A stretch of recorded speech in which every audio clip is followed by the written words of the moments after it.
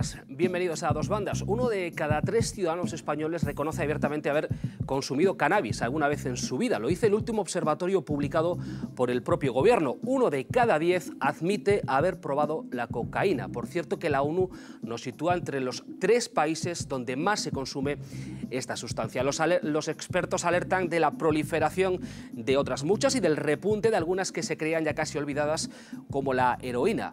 Hoy nos preguntamos en base también a aquellas que son legales y que siguen liderando el consumo.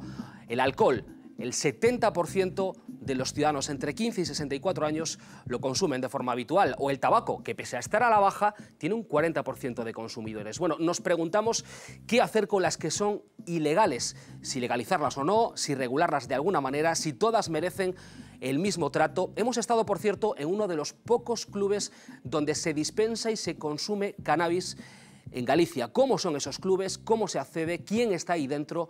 Lo van a ver también a lo largo del programa y hemos querido invitar a alguien que sabe mucho de prevención y de esto de los efectos que tienen las drogas en la salud. Es técnico en prevención de drogodependencias, profesor Manuel Iserna. Buenas noches, buenas tardes. Buenas tardes. Non sei, a priori, logo entramos en debate, nos dependes, que diríamos os galegos, pero unha legalización sería positiva? Con fins terapéuticos, por suposto, pero con fins de acceso á población en xeral creo que vai ser moi contraproducente a nivel de saúde pública, non? Un no para o recreativo e logo alegamos noutro capítulo. Estaba invitada con nos Monse Prado, a portavoz do BNG en cuestións sanitarias, o BNG que propuso precisamente esa legalización do cannabis. Un contratempo de saúde de última hora lle impide estar aquí. Tivemos ir casi contra reloxos, saben as cousas do directo.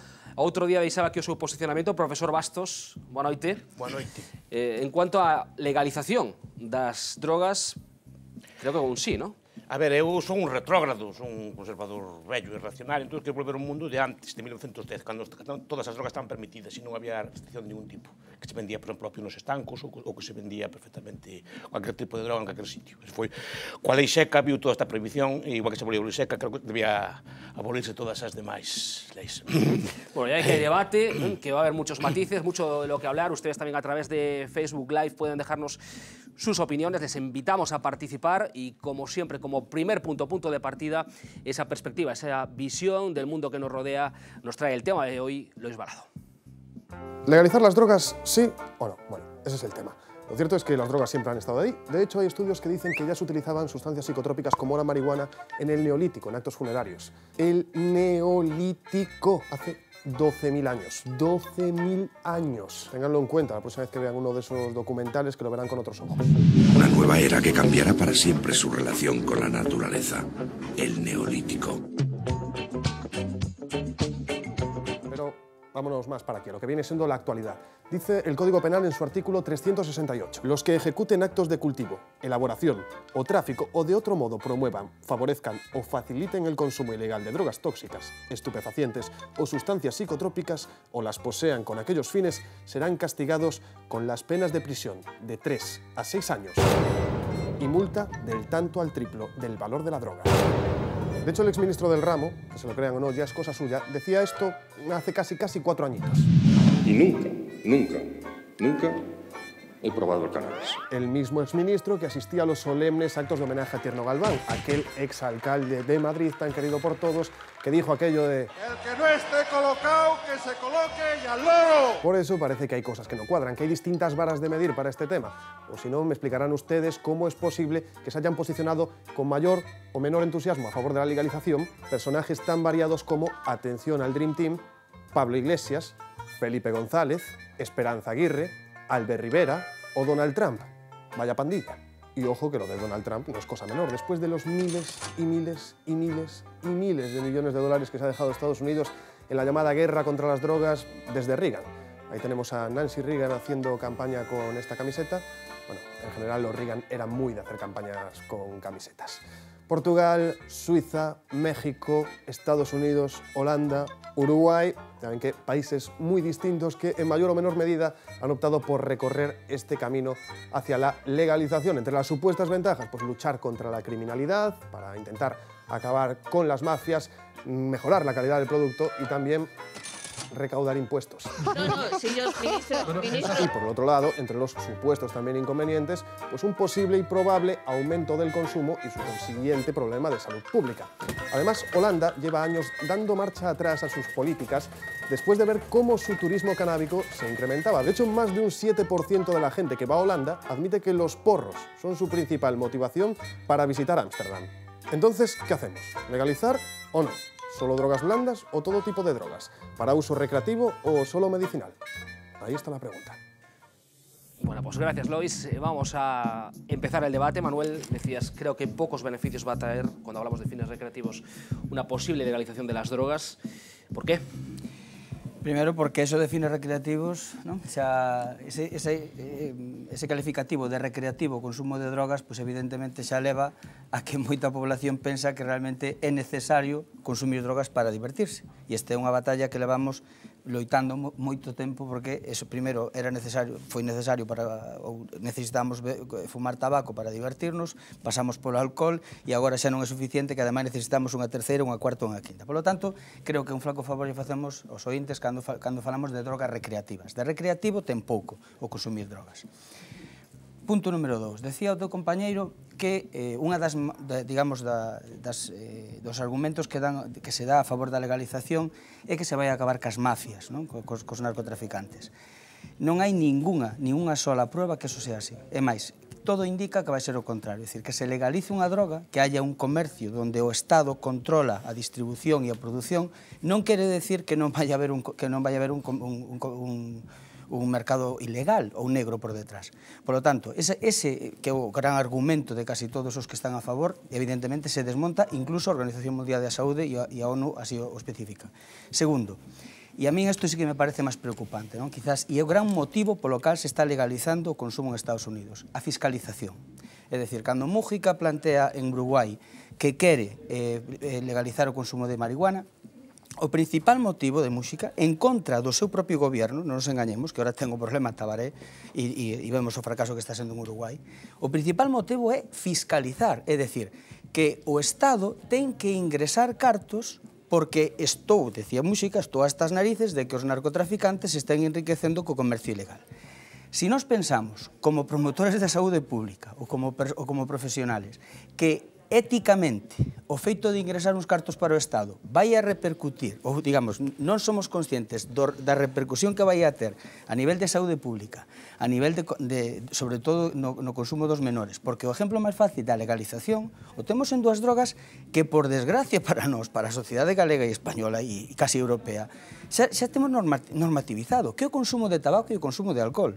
Non nos engañemos, son as dúas drogas legales que máis morte, que máis daño consumen. E ollo, non precisamente nos adultos, porque a mí o que fagan os maiores de 18 anos, pois é algo que entraríamos incluso nunha cuestión ética, non? É dicir, se está ben ou non está ben consumir ou non consumir. Non, estamos falando de menores.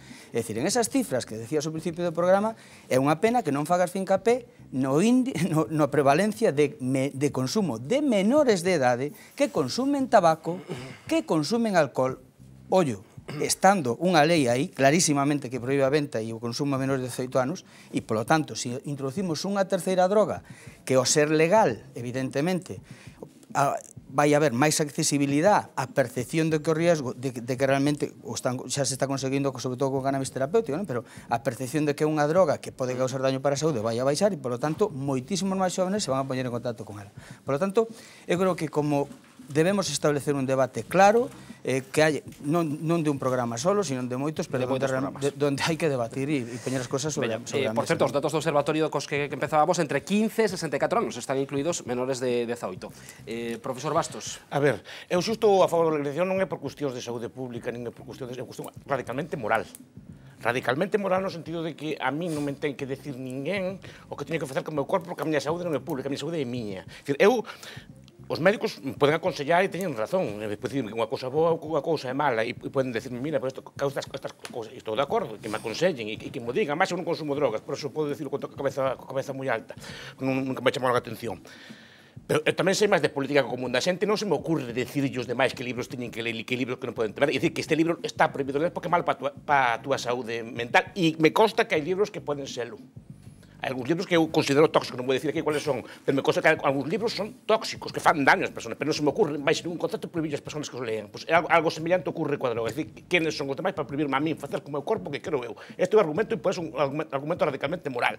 Ahora, hai máis temas, é dicir, as mafias que tocou o profesor Isorna, as mafias obviamente se desmantelarían, en que sentido? Que perderían moita forza, e se conservan algo de forza é porque habría algúns consumos que seguirían sendo ilegais, como é o caso de Uruguai, que montou un monopolio para o cannabis e racionando o consumo de cannabis a xente. Entón, claro, se a ti te racionan que che pon dar 2, 3 dosis determinadas, obviamente vai haber un mercado negro desas drogas. A prova está na lei seca. A lei seca, todas as mafias de Chicago, todas aquelas mafias que ven a Estados Unidos foron montadas por lei seca. En cuanto se desmantelou, desde logo o negocio do alcohol deixaron, pasou a ser fornecido por bares e por empresas legales que producen alcohol de calidad. É dicir, que pasa? Que esas mafias tamén están moi interesadas na prohibición. En xeral, a prohibición é un gran negocio porque a prohibición é como unha subvención estatal ao consumo de drogas, e na que parece que non. É unha subvención aos produtores. É dicir, un produto calquera, como cannabis, como a cocaína, que anunciou, chegou a anunciar o mesmo Papa na prensa, no século XIX, Papa León XIII, se non lembro mal. Como cocaína, que eran produtos legais, como heroína, que anunciaba a Casa Bayer de Alemania, se as prohibes, que te costaron un euro a tableta, pois pasan a costar 1.000, 10.000, entón, claro, o Estado está facendo que os que producen ese ben, de repente se enriquezcan. Entonces, eu estou en contra deso. Vamos a ver, cando se fala de legalización ou non legalización, evidentemente hai un punto de vista moral e ético, que eso está aí, non? É dicir, quen é alguén para decir a outra persona o que debe facer ou non debe facer. Pero cando salimos, e ti sabelo perfectamente, cando salimos de esa libertad e esa libertad individual pode, e en moitas ocasións invade a liberdade dos demais, entonces o Estado ten que regular, e ten que prevenir, e ten que promocionar. E o exemplo temos, por exemplo, no cinturón de seguridade, non? É dicir, quen é o Estado para decirche a ti que tes que levar casco na moto ou que tes que levar o cinturón de seguridade? Sin embargo, vemos claramente como este feito de obligar, entre comillas, ou sancionar as persoas que utilizan un vehículo e non poñan o cinto, salva moitas vidas, e gracias ao Estado, gracias a que hai estudios que demostran eso. Por lo tanto, cando falamos de drogas, o que estamos intentando é reducir a prevalencia de patoloxías, enfermedades que suceden co consumo de drogas. E iso é o punto de vista, por exemplo, desde a promoción da saúde ou desde a saúde pública. Quizá o que debemos entender é como chegamos aquí, non? É dicir, por que se plantea esta situación e de onde vimos? Non vou a ir a 1900, porque podríamos ir tamén, pero sí vou a ir un pouco o que pasou no período de transición en España. Evidentemente, con Franco, consumir drogas estaba penalizado, é dicir, consumías drogas e ibas, o sabes perfectamente, podías ir á cárcel, e en España, a partir do ano 75, mellor dito, a partir do ano 80, se despenaliza, é dicir, España é un principal país europeo donde nadie por consumir drogas, ou ninguén por consumir drogas, vai á cárcel. Eso é algo que en moitos países, por exemplo, latinoamericanos, e estamos vendo en Tailandia ahora, que acaban contigo. Por lo tanto, España é un país moi permisivo co consumo de drogas, moi permisivo. Entonces, que sucede? No ano 75, todo o que estaba prohibido con Franco pasa a digamos, a representar o progresismo. Entonces, todo aquelo del sexo libre, das películas porno, do consumo de drogas, pasa a ser prácticamente un símbolo de determinados grupos, non? Que eran, evidentemente, entre comillas, progresistas. Ademais, aparece a Guerra de Vietnam en Estados Unidos, bueno, todo o que pasou en Estados Unidos e tamén en París se traslada á xuventude española. Entonces, o consumir drogas, o consumir cannabis non é consumir droga. É dicir, se eu lle pregunto a calquera dos consumidores de drogas, ti que consumes? Eles, no fondo, o que nadie me está dicindo que está consumindo 10 miligramos de alquitrán. O alquitrán, que é unha sustancia que contén o cannabis, que contén a planta, é o que provoca o cáncer. E desto non se fala. É dicir, un dos maiores colectivos que tiña en contra Mújica en Uruguai era justamente o colexio de neumólogos, porque decía, oiga, que se aumenta o consumo de consumidores de cannabis, automáticamente vai aumentar o gasto en saúde pública, porque vai haber máis xente que consuma. Usted é consciente desto? Sí, pero eu non me interesa, a mí o que me interesa é fiscalizar e acabar cas mafias. En este momento, 3 anos despois, en Mújica non se acabou eso, un termino. Entonces, que sucede? Evidentemente, o que os decía, a xente fuma, en este caso, alquitrán. tamén está fumando unha droga, que é o tetraidrocannabinol, que bastos parece como que é unha cuestión de si como pizza ou non como pizza ou bebo bebida azucarada ou non bebo azucarada. No, a droga é unha sustancia, e é moi importante que o deixemos claro, que altera e modifica as funcións do sistema nervioso central, que cambia as capacidades, sobre todo cognitivas, da persona no momento que toma decisións. Por eso, sabemos que moitas persoas, baixos efectos das drogas, fan cousas que en estado normal non faría.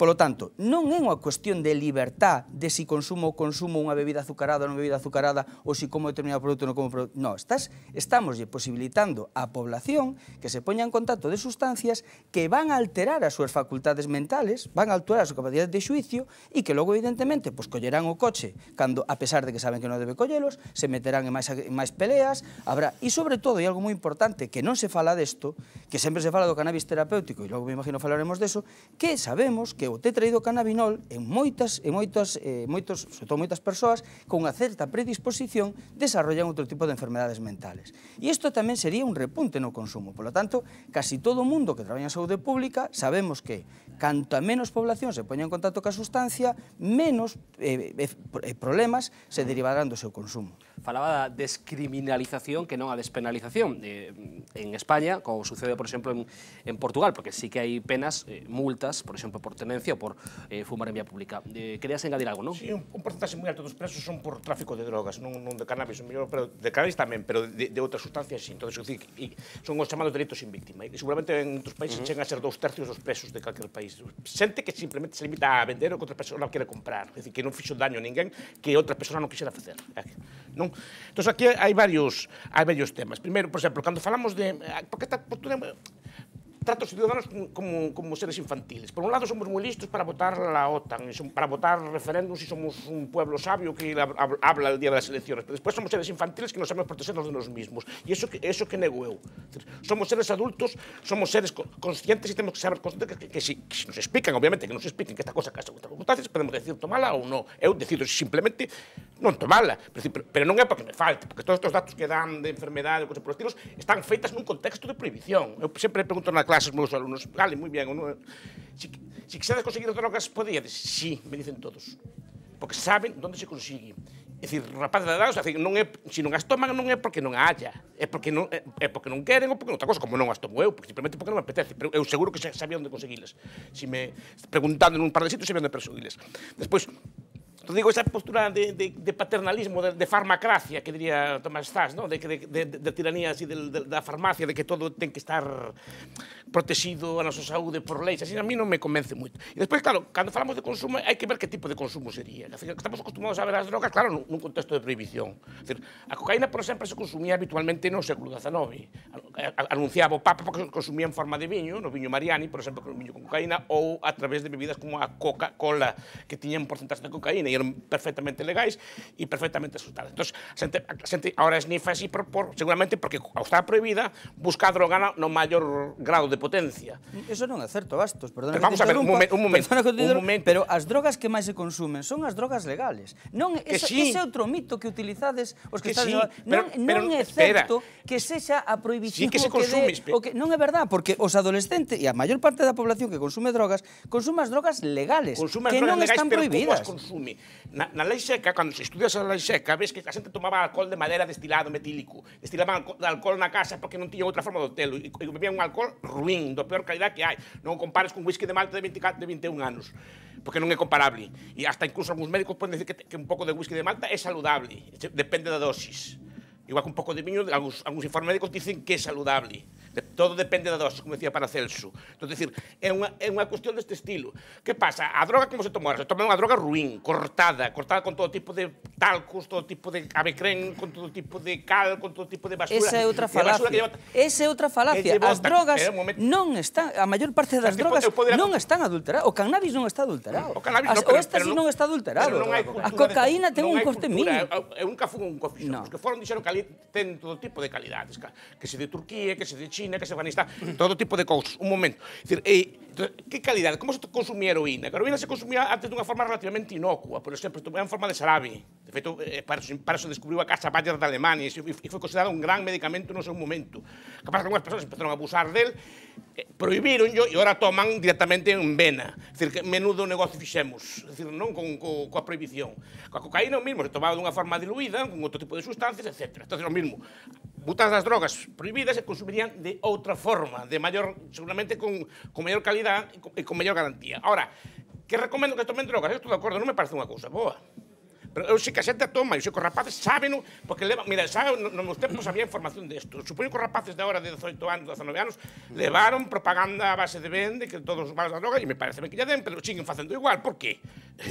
Falla algo, falla algo, a prohibición non funciona de nada. O veo xente destruída e destrozada por este tipo de cousas, por tomar porquería, sabes? Eso que non me gusta, por eso defendo esto. Enseguida dejamos la palabra a Manuel Isorna. Decíamos que habíamos estado en un club canábico. Por cierto, que hablabais de la adulteración de la droga. Decías, no son ciertos, no es cierto los datos. El observatorio publicado por el gobierno, en función de las incautaciones de alijos o de pequeñas dosis, decía que en 2014 la pureza de los grandes decomisos de heroína, por ejemplo, estaban en un 39%, cuando se iba a las dosis pequeñas en un 21%, y la cocaína un 63%, cuando hablábamos de grandes alijos de cocaína, cuando se va a la pequeña dosis un 33%, es decir, la cocaína está más adulterada que la heroína. Decíamos que habíamos estado en un club de cannabis en A Coruña, donde se dispensa y se consume esta sustancia. Así funciona.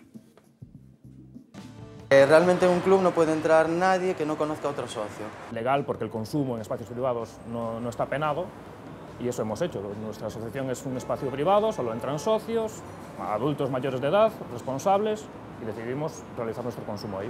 O sea, tú llegas allí, tienes un tiempo en la que no puedes coger absolutamente nada, que estás allí, vemos quién eres, tú nos conoces, una vez que conoces a la gente, después de muchos días, pues ya empiezas a coges unas cantidades reguladas, pequeñas, que hostia, que no es para que te las lleves, es para que te las fumes allí. Comprar allí no se compra, allí se dispensa. Los socios, por ejemplo, cuando entran en una asociación, hacen una previsión de lo que una persona suele consumir en un mes.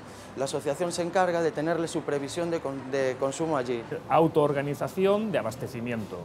Nos organizamos entre nosotros, hacemos nuestras previsiones y decimos, nos hace falta tanto. Un limbo legal. Nos dan permisos para establecer una asociación, para juntarnos, para consumir, pero no nos dan permiso para cultivar. Si es por ley, deberíamos coger y seguir yendo al mercado ilegal y dándole el dinero a los narcotraficantes y a toda esta gente que lo único que quieren es su propio lucro. Evidente que en esta sociedad las drogas están presentes, sea el alcohol, sea otras drogas tipo medicamentos, y es una opción pues, de esparcimiento. Pues como el que le gusta tomarse 2 cañas al salir del trabajo, pues yo personalmente busco eso. Es una opción de libertad personal. A mí me lo está recetando un médico y lo puedo tomar, pero en pulverizador. Pero es ilegal que yo vaya por la calle fumándolo. Yo podía venir por ahí dándome, ¿sabes?, flis de THC sin ningún problema, pero no puedo venir fumando. Estamos tardando en legalizarla. Tenemos que hacer todo sin registro, ocultándonos, cuando si se legalizase con normas claras, entonces pues se empezaría a pagar impuestos, a funcionar con normalidad. Sí, regular. Legalizar no, que es una droga como el alcohol y el tabaco, y no podemos caer en los errores que hubo en las antiguas regulaciones. Los accesos serían como encontrarte una cajetilla de marihuana como quieren hacer los de Marlboro en las máquinas de tabaco en Estados Unidos, pero el problema que le daríamos una accesibilidad a menores, a gente que no está capacitada para consumir una sustancia. No deberíamos incitar a la gente a consumirlo, no debería haber pancartas por ahí con hojas de marihuana. ¿Por qué? Porque los niños ven esas cosas y los niños van a querer saber qué es eso, les van a entrar una curiosidad y van a poder acceder a eso, ya que es legal. Bueno, pues el secretario del Club Canábico en contra de la legalización, no de la regulación. Manuel. Sí, é curioso, non? Como empezamos un pouco cando me interrompiches anteriormente, o que quería chegar era xustamente ao cannabis terapéutico, non? É dicir, durante casi 20 anos o que estuveron asociando, e ademais co boom de continuamente, o run continuamente dos medios de comunicación, de que o tetrahidrocannabinol lo curaba todo. Prácticamente era panacea a nivel de medicamentos, non? Como acaba de decir un dos usuarios justamente do Sativex, que é un medicamento que en España se pode recetar calquer especialista. En España hai un medicamento que está realmente aprobado pola Axencia de Medicamento, que se chama Sativex, que é justamente para determinadas patoloxías, en este caso creo que para temas de esclerosis múltiple, pois os neumólogos os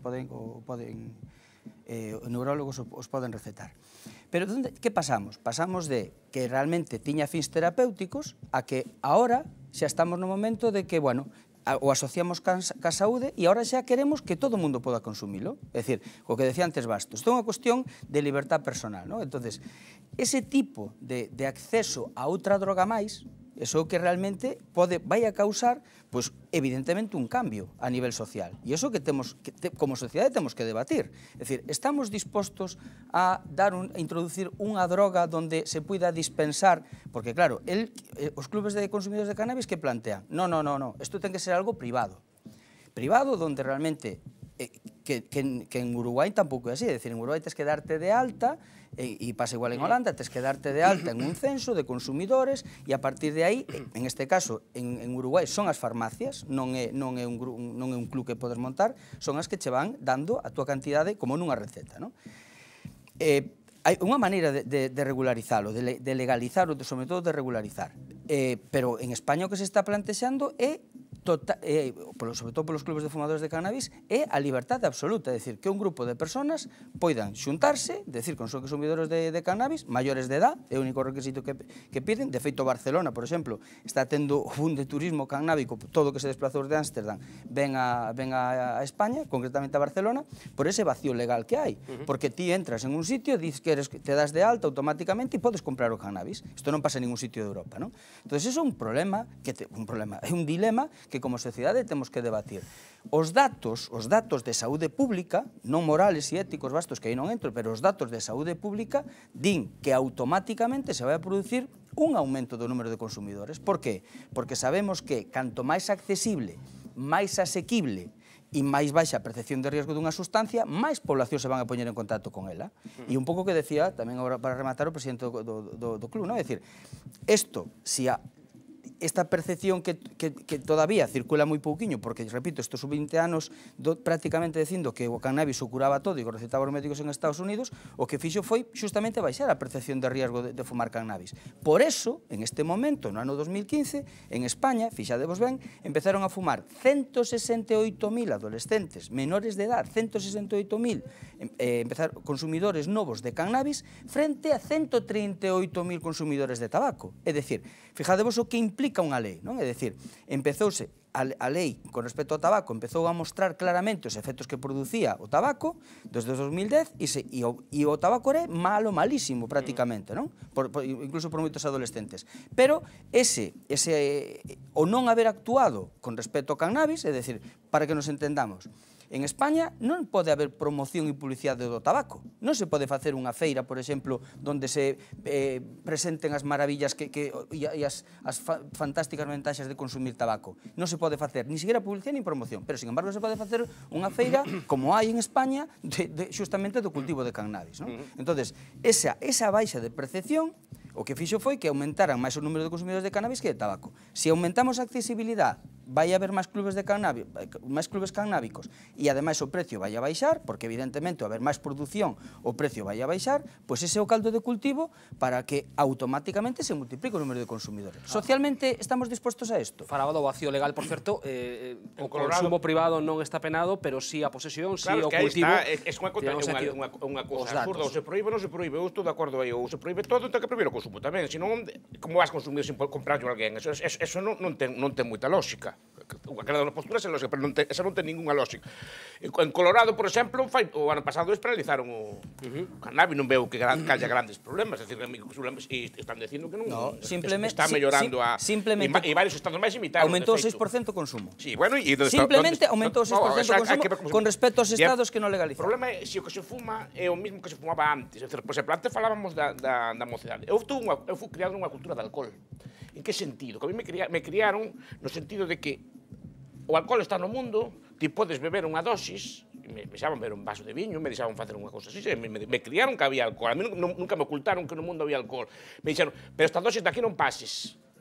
E se que moi estricto, se me pasaba daquela dosis, pero que podía beber un vaso de viño, podía, pues, o día de non sei, bueno, pues, podía tomar un copa de sidra, ese tipo de cousas. Para mí me educaron nunha cultura que non me iludiron eso. Eso non se pode facer coas drogas normais. Porque non te poden educar nunha cultura deso. Se vos ledes a literatura do século XIX, ledes a Conan Doyle, por exemplo, que a xente tiña unha cultura de tomar drogas, veías que Sherlock Holmes tomaba a súa morfina, que lle reñía a Watson que non tomara tanta, pero non estaba mal visto. Se vedes que toda a literatura do XIX se ve como o uso da droga era unha cousa relativamente frecuente, pero culturalmente aceptada e culturalmente establecida. Cosa que aos días se puso un mercado negro con ela, e ora a xente que vai consume de mala maneira, consume de infime calidad, consume clandestinamente, da forma que efectivamente que os pais non sepan se está tomando un produto. E iso creo que ainda pode facer máis daño que o propio consumo da droga. Falaba de Colorado, por cierto, recaudó 135 millones de euros en impuestos el primer año con la legalización de la droga. Estamos casi fuera de tiempo, os voy a dejar una última intervención. Voy a decir unha cosa a Bastos para que entenda quen está detrás da legalización do cannabis en Estados Unidos. Está a industria do tabaco, Bastos. Isto non deixa de ser máis que unha cuestión pura e económica. En España, prácticamente, o consumo de cannabis aproximadamente está nos 1.500 millóns de euros, vale? Tanto legal como ilegal. E realmente, fíjate que casualidade, vexamos que casualidade, cando xustamente vencemos a industria do tabaco, despois de casi 50 anos engañando e matando a miles e miles de personas cunha publicidade engañosa, comprando vontades políticas, facendo que está realmente casi un xenocidio, porque o que fixo a industria do tabaco non se pode decir máis que un xenocidio. Justamente, cando ahora empezamos a ganar a batalla a industria do tabaco, fíjate que casualidade que automáticamente empezamos a legalizar o consumo de cannabis. En Colorado, que deben saber os ointes, as plantacións de tabaco están sendo sustituídas polas plantacións de cannabis. Quen está detrás desta presión enorme? A industria do tabaco. A industria do tabaco comparte prácticamente, é dicir, queren quedarse con ese 20%, 30% de población que vai a ser consumidora de cannabis. Porque consumo asociado. Ahora fago unha pregunta ao revés. Os narcos queren a prohibición ou queren a legalización?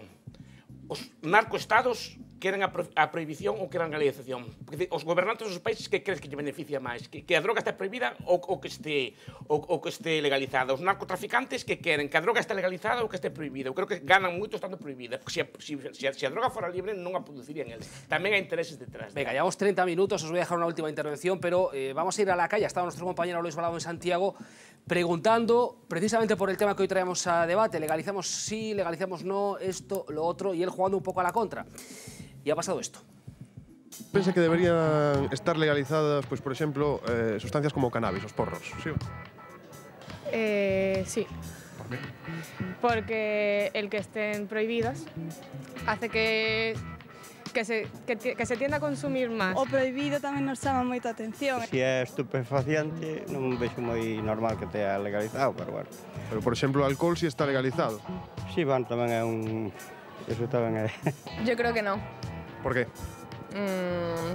Es algo malo, ¿no? Para todos. Absolutamente sí, la verdad creo que sí, porque no hay mejor manera de aprender a comportarse con una sustancia que es experimentando libremente con ella. Cualquier sustancia que nos altere la vida normal nos traslada a sensaciones y consumos que nos roban nuestra propia personalidad.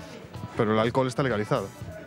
Vale, pero aunque esté legalizado, tampoco estoy de acuerdo con el consumo de alcohol. ¿Legalizaría el alcohol? ¿Y legalizaría el alcohol usted, por ejemplo? También. Sí. Eso vai a ser como todo, como a lei seca tamén.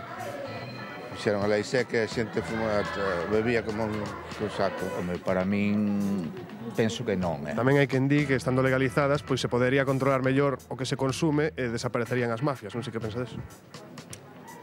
Bueno, as mafias iban a poñer máis barata igual. Eu creo que sí. Pero hai quen che diría que, claro, que se o legalizamos que moita máis xente consumiría porque ten moito máis fácil, sería un problema para a saúde pública. Porque non, se hai educación e hai información sobre os efectos secundarios que pode ter, os problemas que pode ter, creo que non. Nos medios, na imprensa, vemos cada día que todo ten perigo de ser adictivo. Todo. O sexo, o xogo, as relacións humanas, todo é adictivo, todo un problema. O azucre, non sei que, todo a comida, parece que se tomas un chourizo que ten máis consecuencias, non sei. Sí ou non? No.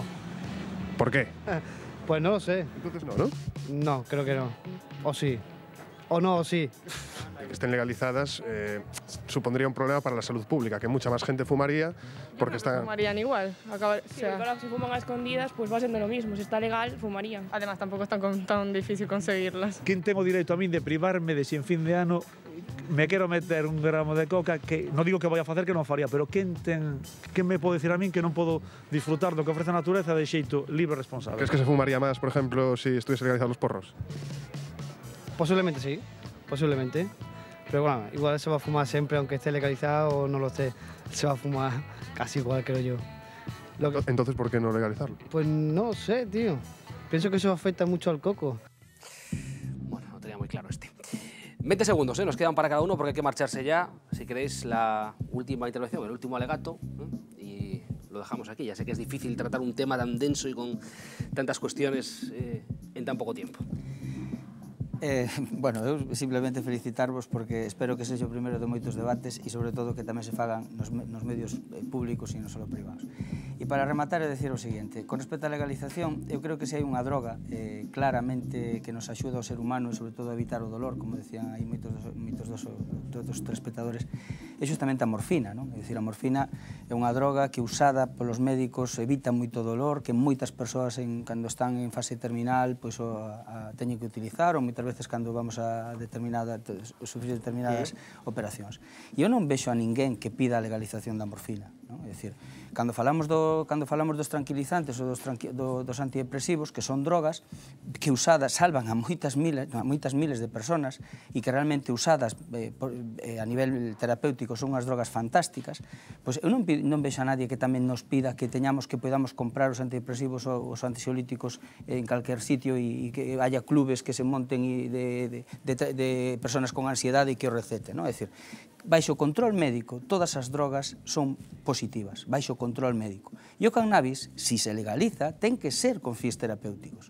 O que non podemos permitirnos como sociedade, porque sabemos o daño que causan, a pesar de que falamos moito da liberdade, xustamente se hai algo que nos sacan a liberdade das persoas, iso temos que telo claro, e a independencia e a autonomía son as drogas. As drogas é o único que nos saca esas tres cosas, a independencia e a autonomía. Por lo tanto, creo que baixo fins terapéuticos, por suposto, pero en outro tipo de accións hai que debatilo moito e que nos ten que levar... Tamén unha visión un pouco paternalista, eu non te digo, non consumo, eu teño alternativas suficientes de país. Hai xente que lle gusta ser creo, e precisamente esa evasión é o que buscan moitas persoas. O mellor teñen unha vida difícil ou queren algún tipo de diversión, estálle quitando unha cousa que a mellor nos temos por outros medios, pero baixo control médico, sin problema ningún. Control médico, é dicir, que repito. Baixo control médico. É como dicir que ti non podes ler un libro de política sin permiso meu. Igual de absurdo. É dicir, que eu son experto en política, e entón digo, como sei de política e teño un título de política, son doutor en política, ti non podes ler un libro sin que se recete eu. E digo, que estupidez, lerei o que me dá gana, e que si no te puedes desviar y leer libros raros. Sí, claro que puedes, mi derecho. Pues exactamente lo mismo. Co que está pasando cos yihadistas, casi pues tamén, non digas eso. Tamén que prohibimos el Corán, que prohibimos el Corán ou para evitar. Tenemos que ir ahora aquí, cuestión de tiempo xa. Manuel Isorna, moitísimas gracias por acompañarnos. Estaremos pendentes desa reunión dentro de non moito, 19 e 21 de xaneiro en Catoira, onde veñen grandes da loita contra o tabaco, do Comité Nacional para a Prevención do Tabaquismo. Falaremos eso tamén cando chegue o seu momento. Moitísimas gracias por acompañarnos, moi amable. Gracias. Profesor Bastos, moitas gracias. Gracias por a invitación e me reitero a felicitación. Este tema hai que debatirlo. Aquí tentaremos debatir de todo un pouco. Sí, sí. El jueves, por ejemplo, hablaremos de algo que estaba dentro del pacto que suscribieron Ciudadanos y el Partido Socialista para intentar hacer presidente a Pedro Sánchez y que está también en el pacto entre el Partido Popular y Ciudadanos por el que gobierna Mariano Rajoy. El otro día la ministra de Trabajo lo dejaba caer en una de sus comparaciones, en una de sus intervenciones. La mochila austríaca es el fin de las indemnizaciones por despido como las tenemos concebidas. Bueno, hablaremos de ello el jueves, va a ser interesante seguro. Muchísimas gracias a todos los compañeros que han hecho posible hoy que estemos en el aire y a ustedes por compartirlo el jueves más.